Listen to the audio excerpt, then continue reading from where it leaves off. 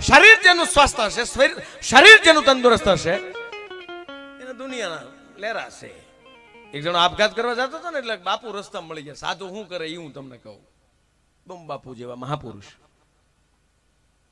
હે ક્યાં જા? આપઘાત કરવા જાવ બાપુ, થાકી જાય, મંદી છે, સેહત ની કઈ વધતું જ નથી. ફ્રીજ ના આપતા, ટીવી ના આપતા, ગાડી ના આપતા, મકાન ના આપતા, બધા આપતા, ફરી ફરી ફેલ, ધંધામાં જ નથી. કઈ ગુજરી જવું ફાઈનલ.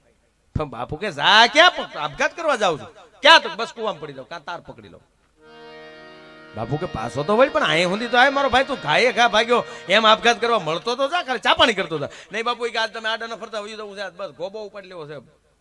ભલે કે મારા ઘરના નો રોવે કઈ નહીં, અડધું ગામ રોવે.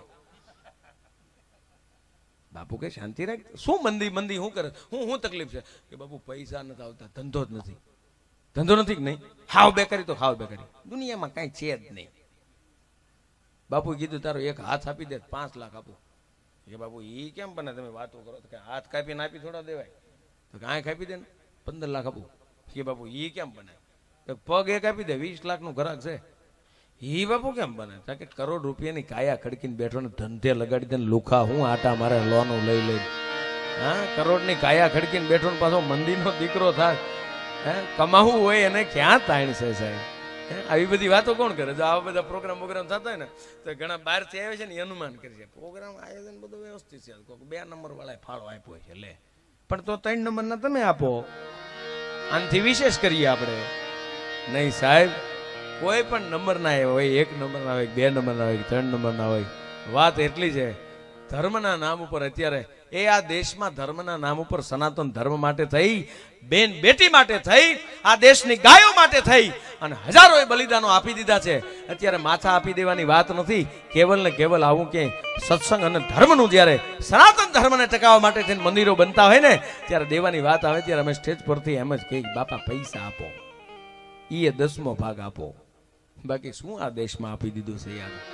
હે, ઉનાળી બાજુનું ગામ ને છોકરો એની મા પાસે વેણ લે છે, એ માં મને મારા બાપના દર્શન કરાય, મારે બાપ જોવો છે. માં વાતને ટાળી દે છે, બેટા પછી ક્યારેક વાત, હું તને તારા બાપુજીને દર્શન કરાવી.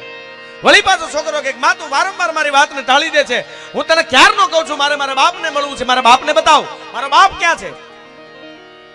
વળી પાછી માં માથે હાથ મૂકીને આશ્વાસન આપીને વાતને ટાળી દે છે, બેટા પછી હું તને ક્યારેક લઈ જઈશ, તારા બાપને મિલાવી દઈશ, તારા બાપને બતાવીશ, તારા બાપુ હારે વાત કરાવી દઈશ.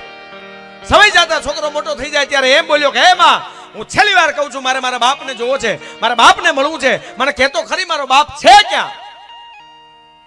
સહેજ કવેણ શબ્દ નીકળ્યો છોકરાના મોઢામાંથી, એટલે માએ કીધું હવે હું તને લઈ જાઉં છું, હાલ તારા બાપ પાસે. બાવડો પકડ્યો સાહેબ અને લઈ જાય આ દેશની જનતા સીધા દાદા સોમૈયાના સાનિધ્યમાં લઈ જાય. અને ન્યા જઈને કીધું તું સોમનાથ દાદાની સામે જઈને કીધું એ કેદું નો તું કે છો ને ક્યાં છે મારો બાપ, ક્યાં છે મારો બાપ? આ રહ્યો તારો બાપ, કરી લે દર્શન. છોકરો કે આ મારો એકનો બાપ નથી તો ક્યાં તો દાદો સોમૈયો સોમનાથ મહાદેવ છે, જગતનો બાપ છે. હું તો મારા બાપની વાત કરું છું, હું મારા બાપની વાત કરું છું, આ તો જગતનો બાપ છે. અને એ વખતે બાવડું પકડી અને સોમનાથ દાદાની આગળ લઈ જઈ અને જનેતાએ એમ કીધું તું હમીરજી ગોહિલ સામે જોઈને કે જો આ છે ને એ તારો બાપ છે. જેથી સોમૈયા દાદાને જરૂર પડી હતી ને જગતના બાપને, તેથી તારા બાપે માથું આપી દીધું અને હજારોનો દાટ વાળીને તારો બાપ અહીંયા કાયમ આવી ગયો છે. આ ઈ હમીરજી ગોહિલ તારો બાપ છે. સાહેબ માથા દઈ દીધા હતા. શું કામ? પ્રથમ જ્યોતિર્લિંગ સોમનાથને બચાવવા માટે થઈને. ઈ ધરતીના આપણે સંતાનો છીએ. આ તો ઉત્તર ગુજરાતનું ગીત આવે છે, અહીંયા ટ્રેક્ટરમાં ટેમ્પામાં તરત ચાલુ થઈ જાય. કેવા કેવા ગીત આવે બોલો. દિલ તોડી નહીં દગો દીધો પારકાને તે હગો જિંદગી મારી રમર ડીડીટી પી જાને રમર ભમર થઈ ગયો હતો. આ ઈ ધરતીનો નથી તું યાર. હે, ઈશ્વરને આવવા કયો છે એવો દેશ, ધરી માનવનો વેશ એવો મારે રૂડો ભારત દેશ. ભારતી ભૌમની વંદુતને આવડી ધન્ય ધરા સૌરાષ્ટ્ર ધરણી, એમાંય આવા સંતને સુરા નિભજાવતી આ ભારત છે ને, એ તો સોરઠ રતનની ખાણ છે યાર. આ કઈ જેવી તેવી ધરતી છે ને યાર. અમુક અમુક આપણા જે પૂર્વમાં આપણે જે જીવા છે, આપણા વડીલોની વચ્ચે આપણે જીવા છે, આપણા જે મેન લોકો આપણા કુટુંબનો કોઈ મેન વ્યક્તિ હોય, ગામના પૂજારી મેન હોય, ગામના સાધુ મેન હોય, એની પાસે બેસીને જે સત્સંગનું આપણે શ્રવણ કર્યું છે અને હજી ચીલે આપણે હાલ્યા છીએ, આજની તારીખમાં આપણે કોઈ દી દુઃખી નથી થયા.